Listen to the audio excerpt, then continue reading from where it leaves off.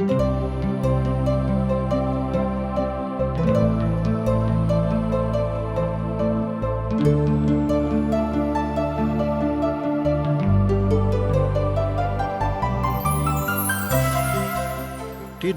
के प्रस्तुति असक इजोत बाइबल के किताब के अध्ययन अछि जे अहाँ के एक सुयोग्य मार्ग में आगा बढ़ावे में मार्गदर्शन दऽ रहल छथि आ परमेश्वर के समानता में जीवन जिय के लेल मदद करैत छथि। यूहन्ना 1:12 में हमरा बता रहल छथिन, मुदा जे सब हुनका ग्रहण कयलथि हुनका परमेश्वर के संतान होबा के अधिकार सेहो भेटलनि, अर्थात हुनका जे नाम पर विश्वास राखै छथि। कृपया देखू, सुनू, जाहिसँ अहाँ एक सच्चा जीवन जियक प्रयास करू। आशा के इजोत मैथिली कार्यक्रम में हम एक बेर और अहाँक अभिनंदन प्रभु यीशु मसीह के मीठ आ पवित्र नाम से कऽ रहल छी। हमरा सब पुनः परमेश्वरक वचनक अध्ययन करबाक लेल दुनू गोटे उपस्थित भेल छी। हमर आशा अछि कि अहाँक हाथ में जरूर परमेश्वरक वचन अर्थात पवित्र पोथी बाइबिल होइते। तहना हमरा संगे खोलि लिअ भजन 79 सँ लऽ कऽ 81 भजन धरि हमरा लोकनि आजुक दिन देखब, तहन खोलि कऽ राखू। भजन 79 एकटा भजन एहन अछि आ नहि तऽ अहाँक लेल वा नहि हमरा लेल, मुदा परमेश्वरक लोकक लेल, इस्राएली राष्ट्रक लेल विकट महाक्लेशक काल में आ जे बड़ दुखित करयवला दिन छल, ओहिमे दुखित करयवला लोकक लेल शांति दियवला ई एकटा भजन अछि। तहन आगाँ बढ़ि कऽ अहाँ एहि भजनक विषय में आर देख सकैत छी। ओ एहि तरहसँ अछि, ई आसाप के एकटा और भजन अछि, अर्थात एहि भजनक लिखनिहार प्रभुक दास आसाप छथि, जे एकटा महान संगीतज्ञ छलाह, जे शायद लेखक सेहो रहथि आ संगीतकार सेहो छलाह आ संगीतक संगठनकर्ता अर्थात निर्देशनकर्ता सेहो छलाह।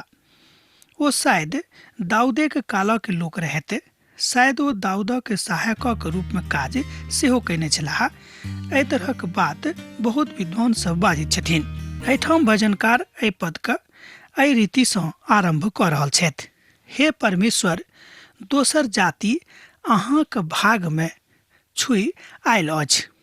एक बेर और देखियो, हे परमेश्वर, दोसर जाति अहाँक भाग में घुसि आयल अछि। ओ अहाँक पवित्र मंदिरक अशुद्ध कऽ देने छथि आर यरूशलेमक खंडहर सेहो कऽ देने अछि। एना तऽ हमरा लोकनि देखैत छी कि एहिठाम भजनकार प्रभुसँ एहि बातक लेल विनती कऽ रहल छथि जे हे प्रभु, देखियो कतेक एहन लोग एहिठाम जाति शब्द पुनः आयल अछि। ई सुनि कऽ तमसायब नहि, किएक तऽ बहुत बेर हमरा सब अपन देशक परिपक्ष में जहन एहि बातक सुनैत छी वा देखैत छी तऽ हमरा लोकक नीक नहि लागैत अछि।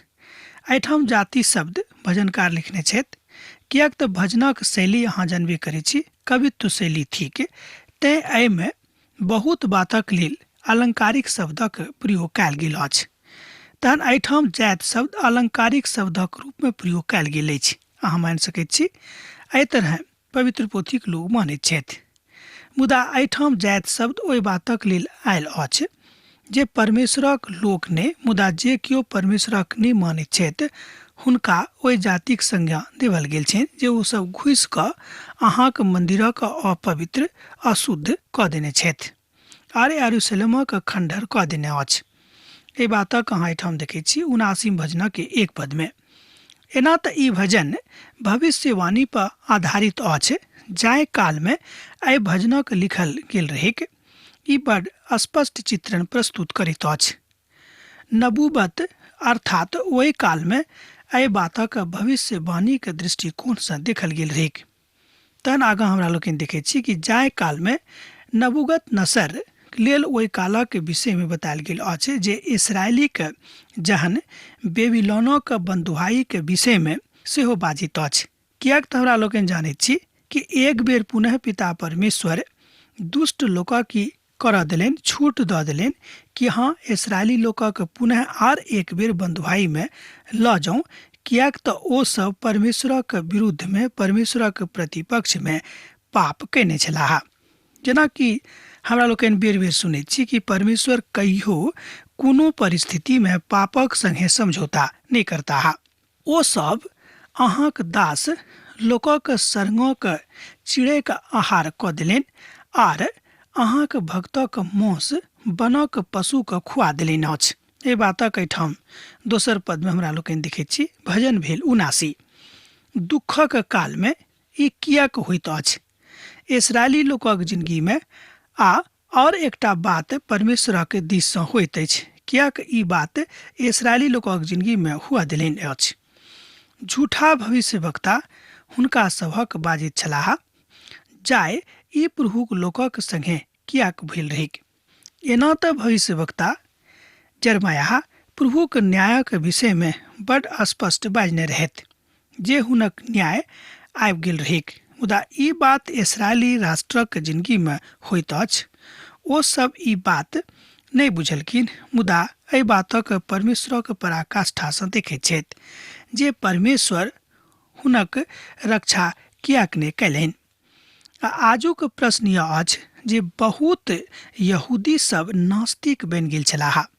ई बात आजुक परिप्रेक्ष्य में बाजल जा सकै छै जे बहुत यहूदी सब अर्थात प्रभुक चुनल प्रजा सब नास्तिक बनि गेल छलाह, अर्थात परमेश्वरक माननाय छोड़ि देने रहथि।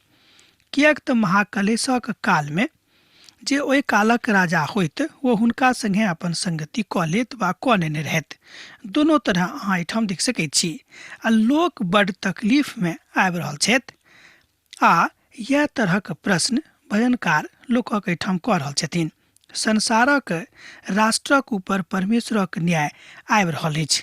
हुनका सभक यह करबाक छनि, यह सुनबाक छनि ओ थिक परमेश्वरक पवित्र आर अमृत वचन। हे प्रभु, अहाँ कतेक काल धरि क्रोध करैत रहब। ध्यान दियौ, एहिठाम भजनकार प्रभु सँ प्रार्थना कऽ रहल छथि अपन भजनक माध्यम सँ। ओ कहैत छथि, हे प्रभु, अहाँ कतेक काल धरि क्रोध करैत रहब। अहाँ में आगक जकाँ जलन कतेक काल धरि झलकतीक वा झलकैत रहतीक। एहि बातक अहाँ एहिठाम 79 भजनक 5 पद में देख रहल छी। यह बात, यह काज आजुक दिन हमरा सभक सेहो करबाक अछि। यहूदी सब करा उठैत छथि, तहन अहाँ की एहि बातक ऊपर मनन नहीं करब? ओ कहैत छथि कि अहाँ कराबैत कियाक छी, कियाक तऽ अहाँक परमेश्वर अहाँक संगे छथि। जँ अहाँक परमेश्वर अहाँक संगे नहीं छथि तेकर मतलब यह भेल कि एहि में अहीं कतौ कोनो ठाम गलती कैलहुँ हैं वा प्रभु सँ स्वयं का फर्क कऽ देलहुँ हैं। हे परमेश्वर, हमर पापक क्षमा करू। आ तहन ओ प्रभु सँ माफी मांगि कऽ तकरा लग गिड़गिड़ा रहल छथि। एहिठाम भजन 8 में देखियो, अर्थात 79 भजनक 8 पद में, हमर हानि के हेतु हमर पुरखा के गलत काजक स्मरण नहीं करूं। एहिठाम भजनकार एक बेर और प्रभु से प्रार्थना कर रहल छथि। ध्यान दियौ, हमर हानि के हेतु हमर पुरखा के संगे गलत काजक स्मरण नहीं करूं। अहाँक दया हमरा ऊपर शीघ्र होइक। एहिठाम भजनकार बाजि रहल छथि, ओ प्रार्थना कऽ रहल छथि जे हमर पुरखाक लोक अहाँक प्रतिपक्ष में काज केने रहथि, गलती केने रहथि। हे प्रभु, तकरा अहाँ स्मरण नहीं करियौक, मुदा हमरा ऊपर प्रभु अहाँ दया करू। हे प्रभु, अहाँक दया हमरा ऊपर शीघ्रातिशीघ्र हुएके। कियाक तऽ पिता परमेश्वर जहन अपन एकलौता पुत के एहि संसार में पठौलथि, तहन ओ आबि कऽ क्रूसक ऊपर चढ़ि कऽ अपन प्राण दऽ कऽ मनुष्य जातिक लेल ओहि गोपनीय बातक खोलि देलखिन, ओहि संवेदनशील बातक खोज देलखिन जे बात आजुक दिन धरि अर्थात ओहि कालक दिन धरि लोक नहीं जानैत रहिक। कियाक तऽ जाबे धरि पिताक पुत क्रूसक ऊपर चढ़ि कऽ अपन प्राण नहीं देतैक, ताबे धरि मनुष्य जाति के उद्धार नहीं हेतैक। एहि बातक एहिठाम प्रतिष्ठित ढंग सँ स्पष्टता के साथ बतायल गेल अछि। तहन भजन 9 के देखियौ, अर्थात 79 भजनक 9 पद के, हे हमर उद्धारकर्ता परमेश्वर, अपन नामक महिमाक निमित्त हमर सहायता करू आर हमर नामक निमित्त हमरा छोड़ि कऽ हमर पापक झाँपि दिअ। एहिठाम पिता परमेश्वर से प्रार्थना कर रहल छथि कि हे प्रभु, हे हमर उद्धारकर्ता परमेश्वर, अहाँ अपन नामक निमित्त हमर सहायता करू और हमर नामक निमित्त हमरा छोड़ कऽ हमर पापक झाँपि दिअ। ओहिठाम बाजि रहल छथि कि हे प्रभु, अहाँ अपन नामक निमित्त एहि बातक करू। भजन देखियौ 79 तकर पद 9। एक बेर हम पढ़ि रहल छी। हे हमर उद्धारकर्ता परमेश्वर, अपन नामक महिमाक निमित्त हमर सहायता करू और अपन नामक निमित्त हमरा छोड़ा कऽ हमर पापक झाँपि दिअ। इसराइलक धियापुता अपन प्रभुक लोक जाकऽ हुनका अपन बातक बता रहल छथि, अर्थात एहि बातक के प्रकथन, एहि बातक के परिभाषा एहिठाम परिभाषित कयल गेल अछि।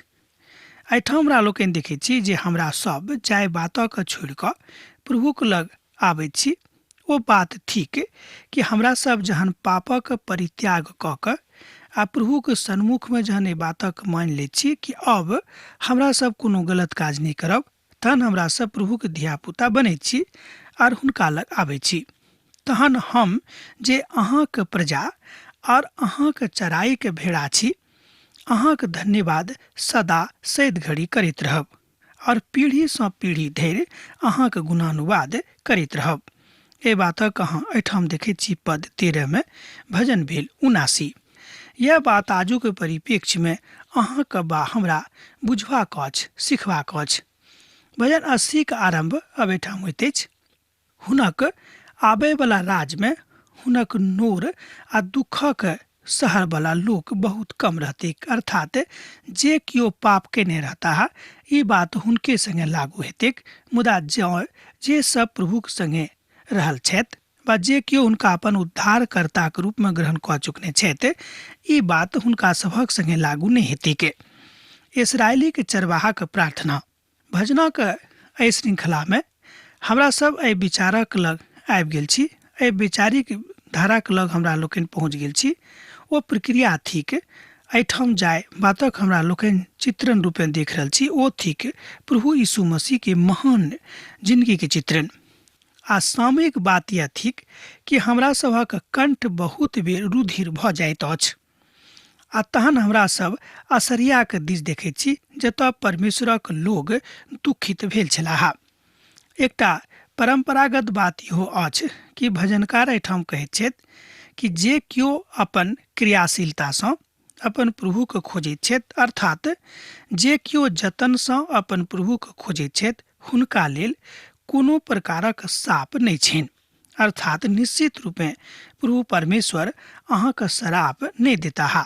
आसापक भजन एहि बातक कहैत अछि जे दाऊदे के कालक लोग छलाह। हमरा सभक मालूम अछि जे भजन विभाजनक कालक अछि। एसाया एहि बातक सेहो अपन पोथी में लिखने छथि। तकरा बाद हमरा लोकनि देखैत छी मसाया अर्थात प्रभु यीशु मसीह एहि भजनक के मुख्य भंजन प्रक्रियाशील के श्रोता छथि। ओ इसराइली के चरवाहा थिकाह। इसराइली के चरवाहा आर क्यों नहीं भऽ सकैत छथि प्रभु यीशु मसीह के छोड़ि कऽ। एहि बातक अहाँ एहिठाम देखैत छी 80 भजन के 1 पद में, हे इसराइल के चरवाहा, अहाँ जे यूसुफक अगुवाई भेड़ाक जकाँ करैत छी, कान लगाबियोक। अहाँ जे करबाक बात विभाजन में थिकौ हैं, अपन इजोतक दिखौ। एहि बातक अहाँ 1 पद में देख सकैत छी। हमरा संगे एहि पदक और एक बेर अहाँ देखियो के, हे इसराइलक चरवाहा, अहाँ जे यूसुफक अगुवाई भेड़ाक जकाँ करैत छी, कान लगाबियोक। अहाँ जे करुबाक विराजमान थिकौ हैं, अपन इजोतक दिखौ। एहिठाम पिता परमेश्वर सँ प्रार्थना कऽ रहल छथि कि इसराइली के चरवाहा आर कियो नहीं भऽ सकैत छथि, ओ तऽ स्वयं प्रभु यीशु मसीह थिकाह।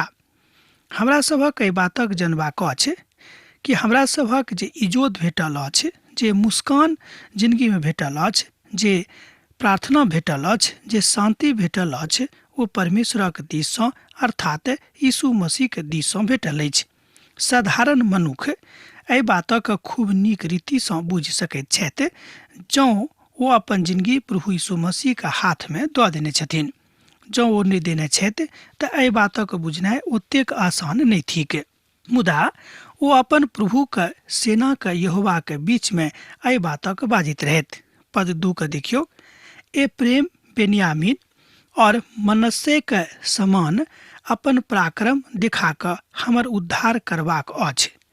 एहिठाम भजनकार कहैत छथि कि जेना अहाँ ए प्रेम बेन्यामीन और मनस्से के सामना अपन पराक्रमक दिखा कऽ अहाँ लोकक जेना उद्धार देलहुँ हैं, हे प्रभु ओही तरह हमरो अहाँ उद्धार दिअ, किएक तऽ ई काज अहाँ कऽ सकैत छी।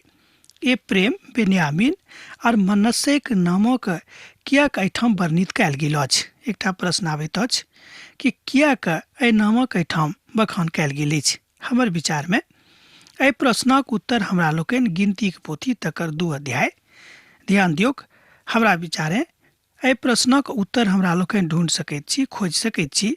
कतऽ तऽ गिनतीक पोथी तकर 2 अध्याय आ तकर 17 पद से लऽ कऽ 24 पदमे। अहाँ ओतऽ जँ एहि बातक देखबै तऽ अहाँ एहि बातक सत्यापन कऽ सकैत छी। ई तीनों प्रजातिक लोक बाचाक संदूकके पाछाँ रहथि आ दोसर शब्दमे ओ आगाँ बढ़ैत छथि। ई तऽ बाचाक संदूक छल जे इसराइलीके ओहिमे जोड़ैत अछि, जे कतहु तऽ ओ जारिस्तानमे किएक तऽ ओ आबि गेल छल। ओ अपन कथाके एहि रीतिसँ कहैत छथि, एहि रीतिसँ बाजैत छथि, हे परमेश्वर हमरा जेनाक तेना कऽ दिअ।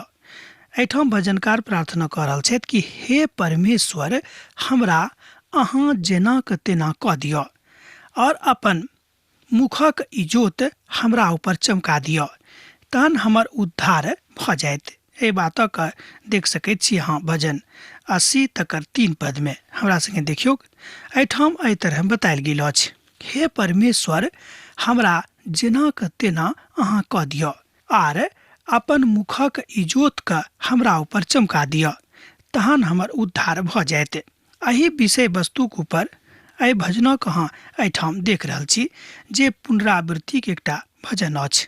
एहि बातक लेल अहाँ पद 3, पद 7 आ पद 19 के देख सकैत छी जे एहि विषय पर, एहि बात पर बखान करैत अछि, मनन करैत अछि, जोर दैत अछि। हे सेनाक परमेश्वर यहोवा, ध्यान दियौक, हे सेनाक परमेश्वर यहोवा, अहाँ कतेक दिन धरि अपन प्रजाक प्रार्थनासँ क्रोधित रहब। एहिठाम भजनकार बाजि रहल छथि कि हे प्रभु अहाँ कतेक दिन अपन लोकके छोड़ि देबै। हम जानै छी अहाँ करुणा निधान थिकौ हैं, अहाँ दया के सागर थिकौ हैं। अहाँ प्रभु बहुत दिन धरि अपन प्रजासँ अलग नहि कऽ रह सकैत छी आ नहि हुनका अहाँ छोड़ि सकैत छी। ई भजनक बड़ दुखद हिस्सा अछि, एकटा छोट आपदा अछि। भजनक एहिठाम 4 पदसँ लऽ कऽ 6 पदमे भजनकार सोचैत छै जे प्रभु परमेश्वर बड्ड तामसमे आबि गेल छथि। की कारण छलैक? किएक तऽ हुनक लोक हुनका छोड़ि देने रहनि। एतेक प्रेम करलाक बादो हुनक लोक अर्थात परमेश्वरक लोक परमेश्वरके छोड़ि देने रहनि। ओ अपन लोकक प्रार्थनाक उत्तर दऽ रहल छथि, अहाँ और केओ नहि, किएक तऽ अहीं परमेश्वर थिकौ हैं, अहीं हमरा बचा सकैत छी। एहि तरहक भावके एहिठाम भजनकार 5 पदमे अभिव्यक्त करैत छथि। परमेश्वरक वचनक ई बड्ड महत्वपूर्ण पद अछि। ध्यान दियौ कि परमेश्वरक वचनक ई बड्ड महत्वपूर्ण पद अछि। कने हमरा संगे देखियौ, अहाँ एहि तरह हमरा उद्धार दऽ रहल छी, कऽ देलहुँ हैं और एहि तरहक बातक हमरा जिंदगीमे देखैत छी। अहाँके आँखिक नोरके और के पोछि सकैत छथि? प्रभु यीशु मसीहके छोड़ि कऽ आर केओ नहि पोछि सकैत छथिन। दुखक कालमे, महाक्लेशक कालमे एहि बातक बखान आयल अछि। हमरा सभक जिंदगीमे बहुत बेर महाक्लेशक काल आबैत अछि। ध्यान दियौ, किएक तऽ बहुत बेर हमरा सब बीमारीके कारणे, गरीबीके कारणे वा मानसिक आपदाके कारणे बहुत बेर एहि तरहक परिस्थितिमे आबि जाइत छी, जतयसँ हमरा लोग ई सोचनाइ आरम्भ कऽ दैत छी कि आब एहिठामसँ हमरा सब कतऽ पर आयब। प्रभुमे एहि बातक अहाँ खूब नीक रीतिसँ आजुक दिन सीख रहलहुँ हैं कि अहू परिस्थितिमे हमरा सबके प्रभुसँ अलग नहि रहबाक अछि। एहि तरह भजनकार एहिठाम कहैत छथि कि अहाँक संगे हम छी, अहींक संगे हम रहब। हे प्रभु, अहाँसँ हम फर्क नहि होइब। कि एहि तरहक वाचा, कि एहि तरहक बात हमरासँ प्रभुके बाजि सकैत छी। प्रभुमे एहि बातक अहाँ देख सकैत छी लूकाक रचल सुसमाचार तकर 23 अध्याय आ तकर 28 पद। एहिठाम एहि तरहसँ बतायल गेल अछि, हे यरूशलेमक स्त्री सब, नहि कानू। प्रभु यीशु मसीह बाजि रहल छथि, किएक तऽ ओहि कालमे प्रभु यीशु मसीहके लोग पकड़ि कऽ लऽ जा रहल छलनि आ यरूशलेमक स्त्री सब हुनक दशाके देख कऽ कानैत छलीह, किएक तऽ प्रभु यीशु मसीह एहि बातक हुनके लेल कऽ रहल छलाह, मुदा हुनका एहि बातक ज्ञान नहि रहनि। बहुत बेर अज्ञानतामे हमरा सब बहुत बातक नहि बुझैत छी, मुदा सामान्य जे मनुखक प्रक्रिया थिक ओहि प्रक्रियामे स्त्री सब कानैत छलीह। तहन लूकाक रचल सुसमाचार तकर 23 अध्याय आ तकर 28 पद एहि बातक एहि तरह कहैत अछि। देखियौ हमरा संगे, हे यरूशलेमक स्त्री सब, नहि कानू हमरा लेल, मुदा अपन धिया पुताक लेल कानू आ अपना लेल कानू। एहिठाम प्रभु यीशु मसीह कहैत छथि, हे यरूशलेमक स्त्रीगण, हमरा लेल नहि कानू, हमरा लेल नहि, मुदा अपन धिया पुताक लेल कानू वा अपना लेल कानू। किएक तऽ एहिठाम प्रभु यीशु मसीह इशारा कऽ रहल छथि कि जँ अहाँ सब विश्वासमे रहब, जँ अहाँ हमर बातक मानब, तऽ एहि तरहक अवसर अहाँक जिन्दगीमे नहि आयत कि अहाँ कानी। मुदा जँ एहि तरहक अवसर अहाँक जिन्दगीमे आबैत अछि तऽ अहाँ परमेश्वरक संगे रहबै। जँ एहि तरहक अनुभूति भेल हैत आ जँ नहि भेल हैत तऽ अहाँक जिन्दगीमे भऽ सकैत छै, मुदा अहाँ खूब नीक रीतिसँ पक्का पक्की अपन प्रभुक संगे रहू। हे सेनाक परमेश्वर, हमरा जेना तेना कऽ दिअ और अपन मुखक इजोतक हमरा ऊपर चमकाउ, तहन हमर उद्धार भऽ जायत। एहिठाम भजनकार पुनः अपन उद्धारक लेल प्रार्थना कऽ रहल छथि। प्रभुक सन्मुखमे ठाढ़ भऽ कऽ कल जोड़ि कऽ एहि बातक बाजि रहल छथिन। भजन 80 तकर 7 पद ओ एहिठाम कहैत छथि कि ओ चेहरा तऽ चमकत, आर केओ नहि चमका सकैत अछि इसराइलीके चेहराके, अहीँ चमका सकैत छी। एहिठाम इसराइली लोक मसीहके दिस ताकैत छथि, किएक तऽ वएह मसाया छथि। यीशु मसीहके और एकटा नाम पवित्र पोथीमे अछि मसाया। प्रभु यीशु मसीह छलाह, मुदा एहिठाम एहि शब्दक अर्थ इएह होइत अछि कि मात्र वएह एकटा आर दोसर केओ नहि, अर्थात हुनका छोड़ि कऽ आर दोसर केओ नहि एहि बातक मनुखक जातिके जिन्दगीमे कऽ सकैत अछि, प्रतिष्ठित कऽ सकैत अछि, आनि सकैत अछि। अहाँ मिस्रसँ एकटा दाखलता लऽ कऽ अयलहुँ हेँ और जातिके निकालि कऽ तकरा लगा देलहुँ हेँ। एहिठाम हमरा लोकनि देखैत छी भजन 80 तकर 8 पद बातक, परमेश्वर इसराइलीके मिस्रक गुलामीसँ छोड़ा कऽ अर्थात वाचाके भूमिमे आनि लेने रहथि। एहि तरह हमरा लोकनि देखैत छी कि परमेश्वर अपन महान बातक हुनका सभक लेल राखैत छथिन। एहि तरह हमरा लोकनि देखैत छी दोसर बेर कि भजनकार अहाँके बता रहल छथि, हमरा बता रहल छथि कि जे सब एहि बातक गवाही देता हुनका जिन्दगीमे परमेश्वरक प्रकाशन भऽ जेतिक। प्रकाशित वचनक पोथी तकर 22 अध्याय आ तकर 20 पद एहि बातक कहैत अछि। दोसर दिन हमरा लोकनि एहि पैदक ऊपर विचार करब। अब हमरा विदा दिअ, किएक तऽ अहाँसँ विदा होइके हमर बेरा भऽ रहल अछि। पाती लिखनाइ नहि बिसरायब। यीशुके नेह अहाँके जिन्दगीमे बनल रहै। आमीन। हमरा विश्वास अछि कि ई कार्यक्रम अहाँके लेल लाभदायक सिद्ध भेल अछि। हम चाहै छी कि अहाँ अपन आशीषके हमरा संग साझा करू। जँ अहाँके नजीक बाइबलसँ जीवनसँ संबंधित कोनो प्रकारके प्रश्न भऽ सकैत अछि तऽ अपन समस्याके लेल प्रार्थना करबाके लेल जँ चाहै छी तऽ हमरा फोन पर जरूर संपर्क कऽ सकैत छी। परमेश्वर अहाँ सबके एकटा सुखद आनंदित दिन प्रदान करैक।